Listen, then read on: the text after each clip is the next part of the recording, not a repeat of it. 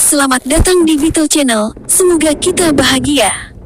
Jangan lupa subscribe, like, komen dan share agar channel ini semakin berkembang. Terima kasih. Novel Kemenangan Dalam Hidup, Bab 1993-1995. Duduk di kursi di pusat komando, Jasper benar-benar merasa tersesat. Dia tidak pernah merasa seperti ini sebelumnya, tidak peduli seberapa rumit masalah yang dia hadapi di masa lalu. Dia tiba-tiba teringat sebuah kalimat yang beredar di internet sebelum dia bereinkarnasi. Kedamaian dan kenyamanan tidak pernah ada. Orang lain hanya membawa beban Anda untuk Anda. Jasper dulu berpikir bahwa dia masih jauh dari menjadi salah satu pahlawan besar negara itu, karena dia belum pernah melihat dirinya sebagai seseorang yang mampu memberikan segalanya untuk negara dan rakyatnya. Dia lebih cenderung percaya bahwa dia hanyalah orang biasa. Seseorang yang sedikit egois dan melakukan apa yang paling menguntungkan dirinya sendiri. Dia bersedia memberikan kontribusi kepada masyarakat dan rasnya, tetapi hanya selama itu tidak berbenturan dengan keuntungan pribadinya. Namun, pada saat ini, Jasper tiba-tiba menyadari betapa piciknya dia dibandingkan dengan generasi yang lebih tua seperti Tuan Tua Lau yang telah hidup melalui perang. Sekarang dia secara pribadi terlibat dalam masalah ini. Jasper sangat menyadari betapa sulitnya bagi Old Master Lau dan yang lainnya untuk membuat keputusan ini.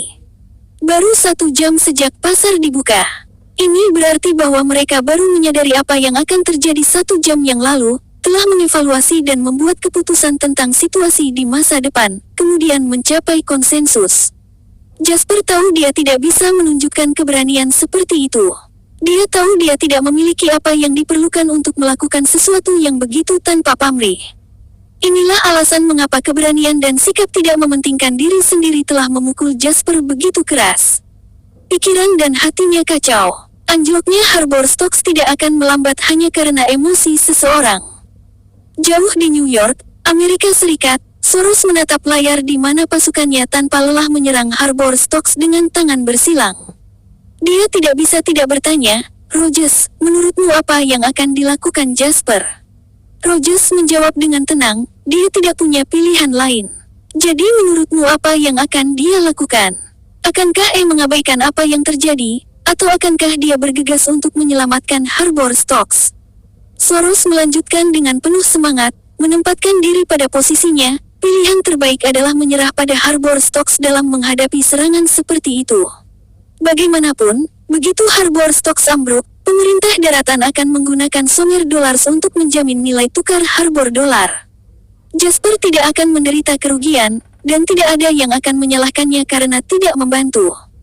Namun, jika dia memasuki Harbor Stocks, dia harus bertanggung jawab jika dia gagal mempertahankan pasar, dan dia harus bertanggung jawab jika pasar saham kelas A daratan ambruk. Jadi, Soros menyipitkan matanya dan berbicara acuh tak acuh, tidak peduli dari sudut mana Jasper berasal, pilihan terbaiknya adalah tidak melakukan apa-apa. Rogers bertanya, apakah ada kemungkinan bahwa pemerintah daratan akan langsung ikut campur? Ada, Soros menjawab dengan lugas dan pasti. Tapi itu membutuhkan waktu, dan pemerintah daratan juga akan menghadapi hal yang sama pertanyaan. Apakah mereka melindungi daratan, atau melindungi kota pelabuhan? Anda harus tahu bahwa ini bukan krisis finansial Terra beberapa tahun yang lalu. Selama krisis keuangan itu, target utama kami adalah negara-negara kecil lainnya di Terra. Daratan Summerland telah menutup diri dengan kebijakan ekonomi mereka, menjadikan mereka target yang mustahil, sehingga mereka dapat dengan mudah membantu pemerintah pelabuhan bertahan dari krisis keuangan.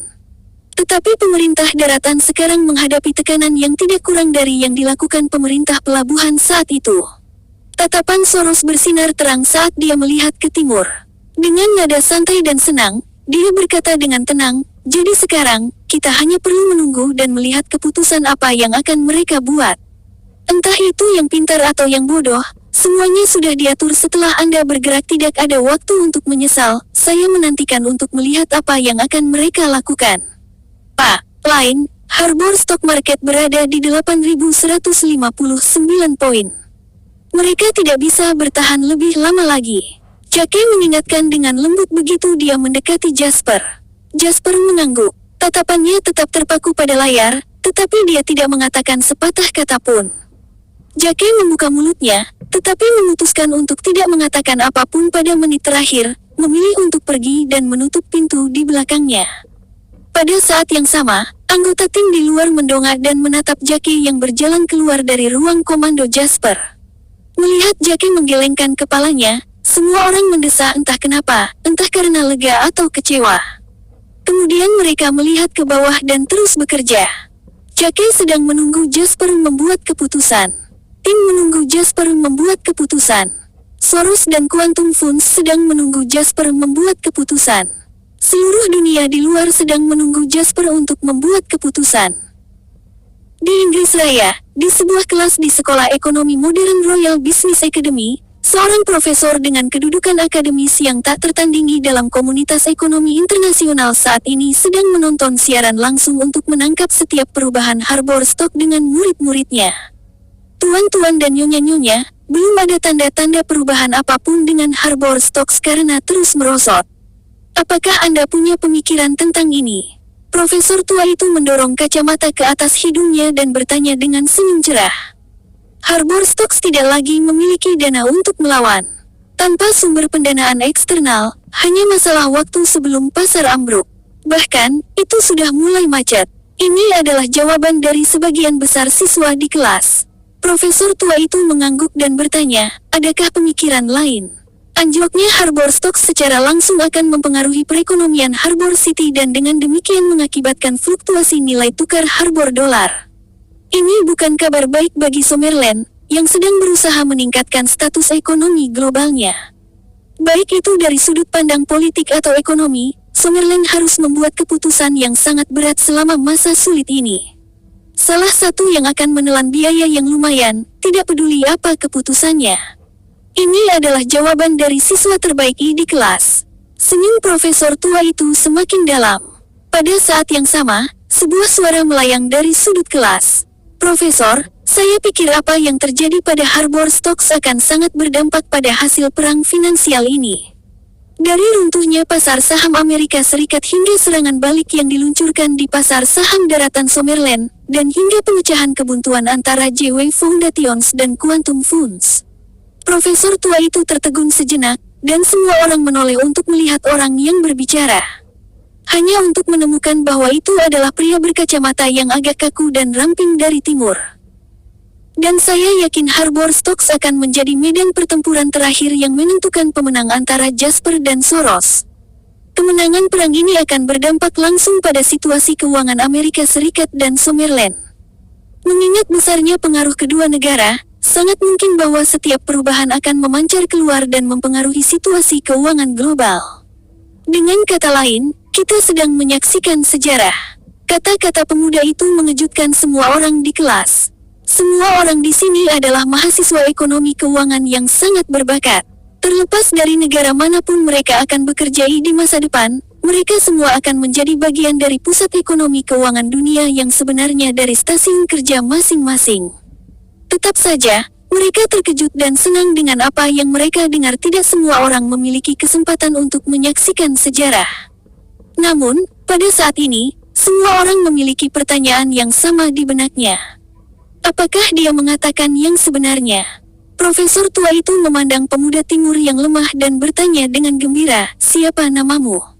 Pemuda timur menjawab dengan bangga, nama saya Choma Susita. Banyak siswa berseru mengerti begitu mereka mendengar nama itu. Mungkin ada banyak Choma Susitas di dunia ini, tetapi hanya satu dari mereka yang akan belajar di Akademi Bisnis Kerajaan Inggris. Cucu dari Kon Masusita, pria yang tak tertandingi dalam hal operasi bisnis di Sunrise Land, pendiri Masusita Corporation. Pengamatan yang sangat bagus. Profesor tua itu mengangguk dan tersenyum puas ketika dia berkata, saya berencana untuk menulis tesis yang merupakan analisis retrospektif skala penuh dari perang keuangan ini. Anda dapat bergabung dengan tim saya. Pada tingkat akademik ini, batas antara guru dan siswa sudah mulai kabur. Dalam nama, mereka adalah guru dan siswa, tetapi semua orang di tingkat akademik ini telah mempelajari semua dasar-dasarnya. Alih-alih kelas, akan lebih akurat untuk mengatakan bahwa ini adalah kesempatan bagi jiwa dan ide untuk bertabrakan. Selalu ada sesuatu yang baru untuk dipelajari dari orang lain. Inilah mengapa bahkan seorang profesor elit seperti dia memimpin sebuah tim untuk membuat yang baru penulisan akademis, daripada melakukan semuanya sendiri.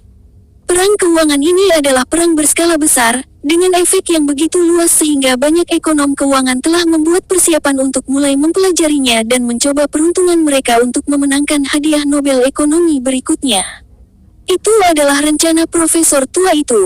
Ini juga mengapa semua orang mulai melihat Chow dengan tatapan berapi-api setelah profesor memberikan undangan. Terlepas dari apakah penelitian profesor atau tesis akhirnya memenangkan penghargaan, bergabung dengan tim ini akan sangat bermanfaat bagi masa depan mereka. Ini adalah manfaat yang diimpikan oleh semua siswa. Jadi, tidak ada yang menyangka ketika Chow langsung menolaknya. Maafkan saya, Profesor. Saya sudah berjanji kepada kakek dan ayah saya untuk kembali ke negara itu dan membantu bisnis keluarga setelah saya lulus. Jika Summerland memiliki seorang jenius seperti Jasper Line, maka aku harus memberitahu dunia bahwa Sunrise Land juga memiliki Chow Masushita. Itu memalukan, tetapi Profesor tidak menekannya. Lagi pula, ada terlalu banyak orang jenius yang bermimpi untuk bergabung dengan timnya. Dia bisa menerima tidak memiliki Chow Masushita di timnya. Baiklah kalau begitu, mari kita lanjutkan menyaksikan momen bersejarah ini. Anda memiliki pemahaman yang bagus tentang gambaran besarnya. Villa, ibu kota Walet. Adele menghela nafas. Di halaman tempat dia bermain-main dengan burung beonya, Brown yang lumpuh mau tidak mau berkomentar ketika dia melihat Adele yang tampak panik berjongkok di bawah tanaman anggur. Mengapa Anda panik atas bisnis orang lain? Anda akan membakar rumah itu dengan tatapan panik yang berapi-api di mata Anda. Adele memelototi kakaknya dan berkata, itu bukan urusanmu, kamu tidak valid. Aku hanya ingin kamu tenang. Berhentilah terlihat seperti Anda tidak sabar menunggu dia datang dan meminta bantuan Anda. Anda mempermalukan keluarga Brown dengan keinginan Anda. Marah dengan kata-kata kakaknya, Adele berdiri dan menunjuk ke arahnya. Aku menantangmu untuk mengatakan itu lagi, dasar pria lumpuh. Kamu diam-diam memberikan giok yang diberikan kakek kepada Jasper. Kau kacau jika Mom dan Dad tahu. Brown yang lumpuh menggelengkan kepalanya dan melanjutkan, kamu terlalu impulsif dan kamu tidak cukup memikirkan konsekuensi dari tindakanmu. Pamanmu McNeil ada di sana karena misinya. Apakah Anda pikir tindakan Anda akan luput dari perhatian jika para petinggi ingin mengetahuinya? Paman McNeil juga tidak akan membiarkan Anda melakukan apa yang Anda inginkan. Anda tidak cukup memikirkannya ketika Anda berpikir untuk menggunakan keluarga Brown sebagai salah satu garis pertahanan Jasper. Tidak cukup, tidak cukup, tidak cukup memikirkannya. Burung beo di tangan Brown yang lumpuh relatif manusia mengingat spesies aslinya, dan mulai berteriak dan membuat keributan. Adele berargumen, seolah-olah ada orang yang berhati-hati seperti kalian. Saya hanya meminta Paman McNeil untuk memberikan hadiah, itu saja. Tidak ada yang lebih dari itu. Burung beo itu terus berteriak setelah Adele selesai berbicara, dan dia mematahkan cabang selentingan untuk memukulnya. Teruslah berteriak dan aku akan mencabut bulumu, kamu burung bodoh. Burung beo itu melebarkan sayapnya dan terbang mengelilingi Brown yang lumpuh karena terkejut, tetapi ia juga berhenti berteriak. Adele memikirkannya sebelum dia mengancam, hanya kita berdua yang tahu tentang ini sekarang. Jika Mom dan Dad entah bagaimana mengetahuinya, itu berarti kaulah yang membocorkan rahasianya. Aku tidak akan pernah memaafkanmu untuk itu. Brown yang lumpuh menggelengkan kepalanya. Dia tidak akan berdebat dengan seorang wanita muda. Ini adalah cobaannya yang sebenarnya.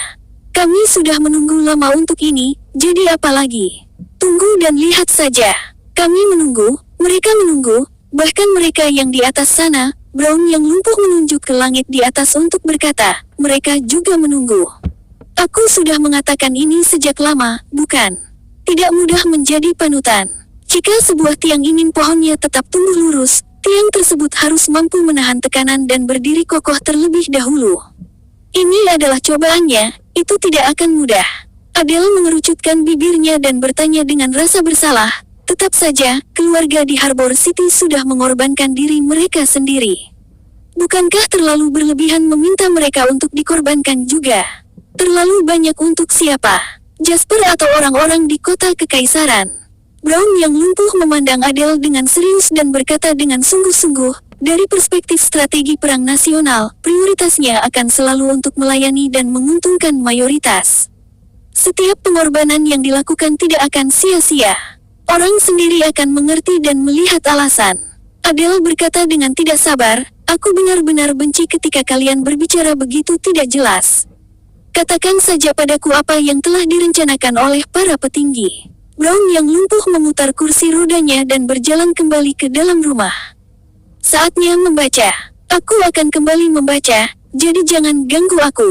Adele menghentakkan kakinya dengan marah, tetapi si Brown yang lumpuh tidak menoleh ke belakang. Dia tahu dia tidak bisa menghentikannya, dan dia tidak punya pilihan lain selain memendam frustrasinya sendiri. Sambil berjongkok di bawah selentingan, Adele mendongak dan menghela napas pelan di bawah bintik-bintik cahaya matahari yang bersinar melalui bayang-bayang pohon. "Jasper, oh Jasper, jangan kalah sekarang, saya belum kenyang dari mendapatkan uang dari Anda." Teluk Gelombang Besar, kota pelabuhan. Pantai ini adalah pantai dengan pemandangan terbaik di Harbor City. Baik turis maupun penduduk lokal Harbor City suka berjalan-jalan di sini. Ombak tak berujung menyapu pantai saat kaki berjalan di atas pasir putih yang lembut. Perasaan itu hampir tidak menyenangkan, melainkan lembut dan lunak di bawah tekanan. Henry dan Jill berjalan berdampingan. Namun, pada saat ini, tidak ada tanda-tanda arogansi atau dominasi dalam ekspresi Henry.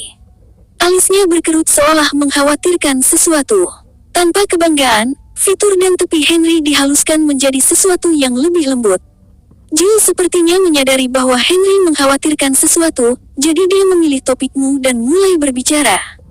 "Saya memiliki kompetisi di luar negeri bulan depan, jadi saya akan kembali ke Swallow Chapel 2 hari kemudian untuk pelatihan terpencil.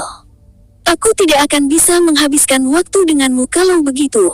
Henry menjawab sambil tersenyum, "Tidak apa-apa, aku bisa datang dan mencarimu." Jill mengerutkan hidungnya dan menjawab, "Pelatih kami mungkin tidak mengatakannya, tapi dia sudah lama merasa frustrasi karena Anda terus memanfaatkan otoritas Anda dan memaksa Anda untuk menonton kami berlatih." Henry mengangkat alis dan bertanya, "Dia frustrasi? Apakah dia melampiaskannya padamu?" Henry mulai membuat rencana tentang bagaimana mengacaukan pelatih saat dia menanyakan hal ini, dan arogansi ikonik segera kembali ke wajahnya. Jill dengan cepat menjawab, "Dia tidak. Pelatih kami adalah pria yang baik, dia melakukan yang terbaik untuk Anda. Bagaimanapun, bagi para atlet, hanya hasil dan medali emas yang penting. Kalau begitu berhentilah menjadi atlet, aku bisa menyediakan untukmu." Henry berbicara tanpa banyak berpikir. Jill terkekeh dengan tangan menutupi mulutnya, "Bukankah kamu masih hidup dari keluargamu?" Henry mengempis seperti balon mendengar kata-katanya, dan ekspresi khawatir kembali ke wajahnya. Menyadari dia salah bicara, Jill dengan cepat meminta maaf, "Maaf, aku tidak bermaksud seperti itu." Tertegun sejenak, Henry melambaikan tangannya sambil tersenyum dan menjawab, "Kamu salah paham. Saya tidak marah tentang apa yang Anda katakan, saya hidup dari keluarga saya. Keluarga saya memiliki lebih dari cukup uang untuk menghidupi 10 orang dari saya. Saya mengakui dan menerimanya dengan bangga, saya dilahirkan dalam keluarga yang hebat." Jill tidak bisa berkata-kata, tetapi dia merasa lega karena kembalinya perasaan yang sudah dikenalnya. Dia adalah pacar resmi Henry sekarang, dan dia baru saja bertemu dengan keluarga Law, termasuk tuan tua itu. Ini adalah suatu kehormatan yang bahkan tidak berani diimpikan oleh gadis manapun di luar. Namun, bagi Jill, ini adalah beban lain. Hanya karena keluarga mereka terlalu berbeda. Orang tua Jill adalah orang normal. Paling-paling, mereka bisa dianggap sebagai keluarga berpenghasilan menengah yang tidak perlu khawatir tentang makanan dan pakaian. Kondisi keluarganya relatif baik di daratan tetapi tidak ada apa-apanya dibandingkan dengan keluarga Law. Untungnya, anggota keluarga Law adalah orang baik dan mereka tidak memandang rendah dia sama sekali. Tak satu pun dari arogansi dan aura tinggi yang dia harapkan dimiliki oleh keluarga kaya. "Hei, Jill," Henry tiba-tiba bertanya, Jill bersenandung hanya untuk menemukan Henry menatap dirinya sendiri dengan ekspresi serius dan muram yang tidak biasa. Sepertinya ada sesuatu yang ingin dia katakan. Jantung Jill berdetak kencang sebagai jawaban. Dia menyadari bahwa Henry akan memberitahunya sesuatu yang sangat penting. Apakah keluarganya tidak menerima status saya yang lebih rendah? Apakah dia akan putus denganku? Kekacauan emosi memenuhi hatinya dan ekspresi Jill berubah rumit. Ada sesuatu yang ingin kukatakan padamu, kata Henry dengan susah payah. Lanjutkan. Aku mendengarkan. Jill menunduk dan menjawab dengan lembut. Jika saya hanya mengatakan, jika keluarga saya bangkrut, apakah Anda akan tetap bersama saya? Henry menggaruk kepalanya dan bertanya. Jill bingung dengan pertanyaan itu dan Henry dengan cepat menjelaskan dirinya sendiri. Aku hanya mengatakan, secara hipotetis. Bahkan jika keluarga saya bangkrut, kami masih dapat hidup dengan nyaman karena kami memiliki dana perwalian di luar negeri yang akan memberi kami cukup uang setiap bulan untuk menjalani kehidupan yang sangat nyaman. Tapi itu tidak akan semegah itu lagi untukmu. Saya tidak akan menjadi tuan muda hukum, dan Anda tidak akan menjadi Nyonya Lau yang hebat lagi. Jill menatap Henry dengan tatapan kosong dan bertanya, jadi, inikah sebabnya kamu begitu cemas dan khawatir selama ini? Henry menjawab dengan kaget, tentu saja. Jika keluarga hukum bangkrut, saya tidak akan menjadi tuan muda hukum yang bisa memukuli siapapun. Tentu saja, saya khawatir apa yang Anda pikirkan tentang itu. Jill tidak bisa menahan tawa. Dia terkejut melihat sisi imut dari tuan muda yang jahat ini. Aku tidak bersamamu karena kamu bisa mengalahkan siapapun. Saya tidak tahu Anda adalah keluarga tuan muda hukum saat itu ketika saya pertama kali membawa Anda pulang, bukan? Nada bicara Jill berubah menjadi lebih lembut saat dia meraih kedua tangan Henry. Aku bersamamu karena siapa dirimu? Bukan karena kau tuan muda dari keluarga besar Lau, atau karena ayahmu adalah Zachary Lau, atau karena kakekmu adalah tuan tua Lau. Aku bersamamu karena aku menyukaimu, bukan karena aku ingin menjadi Nyonya Lau yang hebat. Jadi, bahkan jika keluarga Lau bangkrut, bahkan jika Anda tidak memiliki semacam dana perwalian, uang yang saya simpan dari kompetisi saya tahun ini seharusnya cukup bagi kita untuk menjalani kehidupan yang baik. Jadi apa yang kamu khawatirkan? Henry tersenyum mendengar jawabannya. Betulkah? Itu yang kau pikirkan? Betulkah? Henry memeluk Jill dan tertawa keras. Aku tahu itu. Saya luar biasa, pesona saya tidak dapat disangkal. Bersemangat, Henry menurunkan Jill yang berteriak dan berlutut dengan satu lutut. Dia memandang Jill dan berkata, menikahlah denganku, Jill. Jill mengerutkan bibirnya, matanya berkilauan seperti malam berbintang. Tentu saja, tidak sekarang. Henry tercengang, lalu dia mendengarnya melanjutkan, saya masih belum memenangkan medali emas Olimpiade, tetapi saya harus pensiun setelah saya menikah. Jadi beri saya sedikit waktu, saya berjanji akan mendapatkan emas selama Olimpiade berikutnya. Biarkan aku menikahimu dengan medali emas, oke? Henry menggigil karena kegembiraan. Ya, oke. Apa yang bisa lebih baik daripada menikahi peraih medali emas Olimpiade sebagai istri? Jill menarik Henry dan bertanya setelah sedikit tenang, keluarga Lau memiliki bisnis besar.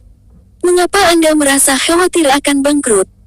Henry menghela napas dan menjawab, saya tahu bahwa masa depan keluarga Lau mungkin masih tampak tak terbatas, tetapi Anda akan tahu jika Anda melihat Harbor Stocks hari ini. Keluarga Lau dan keluarga kaya lainnya di Harbor City hanya selangkah lagi dari kebangkrutan. Henry menoleh ke arah umum daratan dan berkata, aku ingin tahu apa yang dia lakukan sekarang. Dia pasti lebih tertekan dan berkonflik daripada saya sekarang. Bersambung, terima kasih telah menyaksikan dan mendukung channel ini.